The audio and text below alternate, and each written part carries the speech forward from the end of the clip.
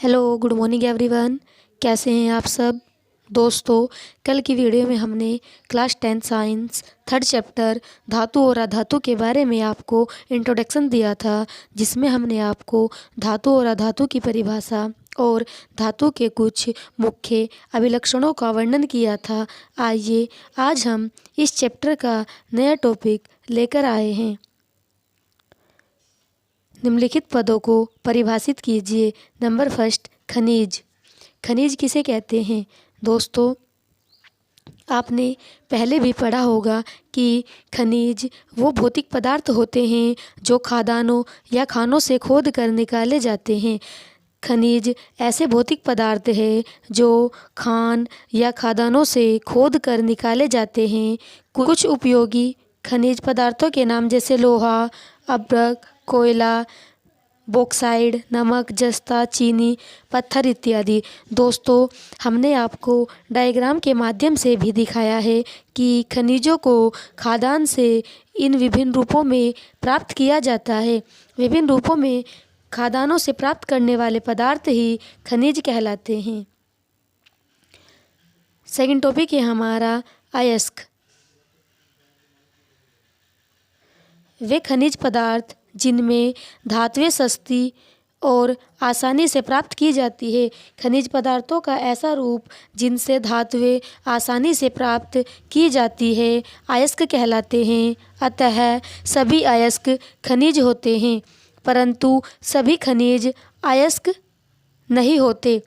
दोस्तों, इस दुनिया में जितने भी अयस्क हैं वो सभी खनिज का एक रूप है, परंतु सभी खनिज अयस्क का रूप नहीं होते। एग्जाम्पल के लिए लेड का अयस्क गैलेना, जिसका फॉर्मूला Pbs होता है।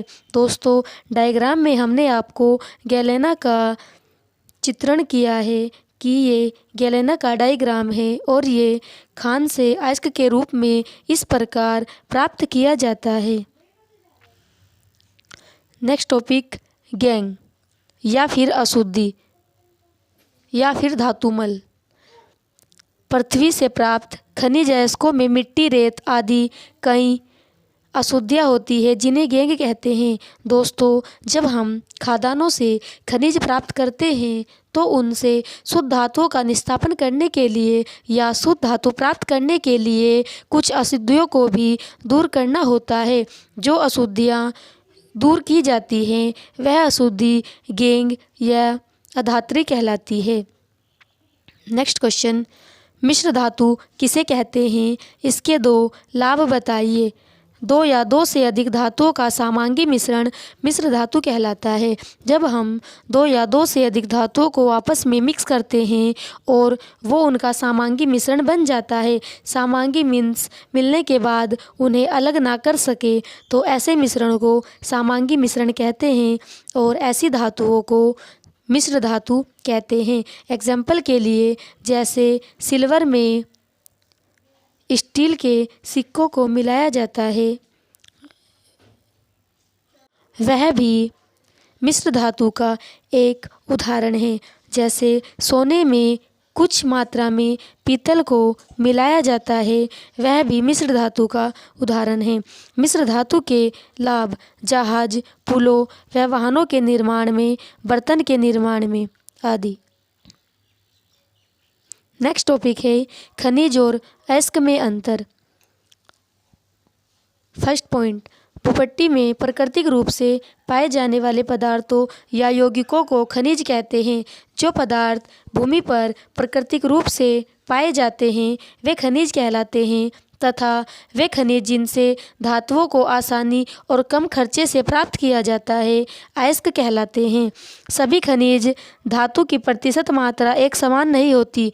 सभी खनिजों में धातु अलग अलग मात्रा में उपस्थित होती है। किसी में 100%, किसी में 70%, किसी में 30%, परंतु सभी में एक मात्रा में उपस्थित नहीं होगी।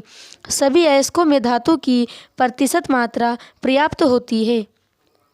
खनिजों में कुछ अशुद्धियाँ होती हैं जो धातुओं के निष्कर्षण में बाधा डालती है, जबकि अयस्कों में अशुद्धियाँ नहीं के बराबर होती है।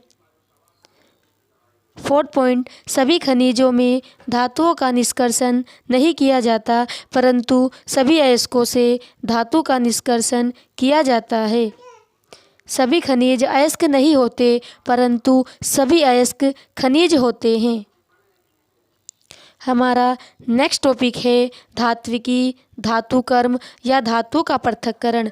दोस्तों, जब हम खादानों से खनिज निकालते हैं, उसके पश्चात अयस्क का निर्माण होता है। उन अयस्क से शुद्ध धातु प्राप्त करने की क्रिया को धात्विकी या धातुओं का पृथक्करण कहते हैं।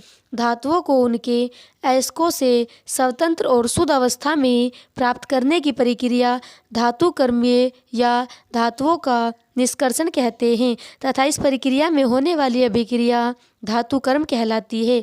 धात्विक दोस्तों, अयस्कों से शुद्ध धातुओं को मुख्यतः 3 पदों में प्राप्त करते हैं। हमारे मुख्य 3 पद निम्नलिखित हैं। नंबर फर्स्ट, अयस्क की समृद्धि सांद्रण। नंबर सेकंड, अपचयन। नंबर थर्ड, धातुओं का परिष्करण। हमारा फर्स्ट टॉपिक है अयस्कों की समृद्धि सांद्रण। सर्वप्रथम हम इस टॉपिक के बारे में डिस्कस करेंगे। भूखनन या भूमि से प्राप्त खनिज से अयस्कों में मिट्टी, बालू, चट्टानी पदार्थ आदि की अशुद्धियाँ होती है, जिन्हें गैंग कहते हैं। अयस्कों से गैंग हटाने की निम्नलिखित 3 विधियाँ होती है।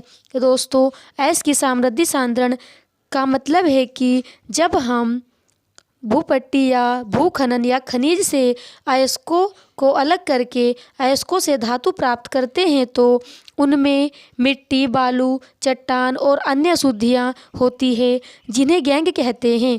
उस गैंग को पृथक करके शुद्ध धातु प्राप्त करने की मुख्य विधि निम्नलिखित हैं। हमारी फर्स्ट विधि है फेन पलवन विधि या झाग पलवन विधि। फेन मीन्स झाग और पलवन मीन्स तैरना, झागों का ऊपरी सतह पर तैरना। इस विधि में हम सल्फाइड अयस्कों का शुद्धिकरण करते हैं। दोस्तों, यहाँ से 1 नंबर में भी क्वेश्चन पूछ लिया जाता है कि फेन पलवन विधि में किन अयस्कों का शुद्धिकरण या निस्तापन किया जाता है। फेन पलवन विधि में सल्फाइड अयस्क जैसे लेड सल्फाइड, जिंक सल्फाइड आदि का निस्तापन किया जाता है। यह विधि सल्फाइड अयस्कों को गैंग से पृथक करने के लिए प्रयुक्त की जाती है। इस विधि में बारीक पीसे हुए अयस्क को एक बड़े बीकर के साथ मिलाकर गाढ़ा घोल बना लिया जाता है। इसके बाद इसमें चीड़ का तेल डालते हैं। सामान्यतः चीड़ के तेल में सल्फाइड अयस्कों को तथा गैंग द्वारा जल को गीला किया जाता है। इस घोल में वायु की तीव्र धारा प्रवाहित की जाती है। इसके पश्चात सल्फाइड अयस्क ऊपर आ जाते हैं तथा अशुद्धियाँ जल में डूबकर तली में बैठ जाती है। हम इस विधि को डायग्राम के माध्यम से समझते हैं। सबसे पहले हम एक बीकर लेते हैं। उस बीकर में हम पानी और चीड़ का तेल डाल देते हैं। उसके बाद इसमें हम बारीक पिसे हुए अयस्क डालते हैं। अयस्क डालने पर हम इसमें कुछ वायु प्रवाहित करते हैं। वायु प्रवाहित करने पर आपने एक बचपन में प्रैक्टिकल भी किया होगा कि जब हम किसी पानी के कंटेनर में वायु प्रवाहित करते हैं तो उसमें बुलबुले स्वरूप कुछ वायु जाती है। ऐसे ही हम इसमें जब वायु प्रवाहित करेंगे तो चीड़ का तेल, सल्फाइड अयस्क को और पानी, इसके अंदर जितनी भी अशुद्धियाँ होगी उसे नीचे तल में बैठा देगा। पानी भारी कणों को नीचे बैठा देगा, जबकि चीड़ का तेल सल्फाइड अयस्कों को इसकी ऊपरी सतह पर ले जाता है। मिट्टी और अन्य कण भारी होने के कारण अशुद्धि के रूप में बीकर की तली में बैठ जाते हैं और सल्फाइड अयस्कों को झाग के द्वारा अलग कर लिया जाता है। ये झाग से हम सल्फर अयस्कों से सल्फर धातुओं का निस्तापन करते हैं।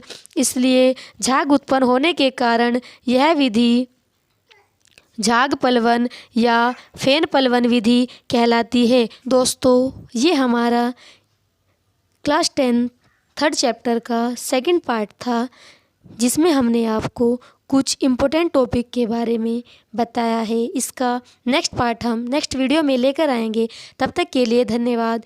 Thanks for watching. Please like and subscribe my channel. Bye bye everyone.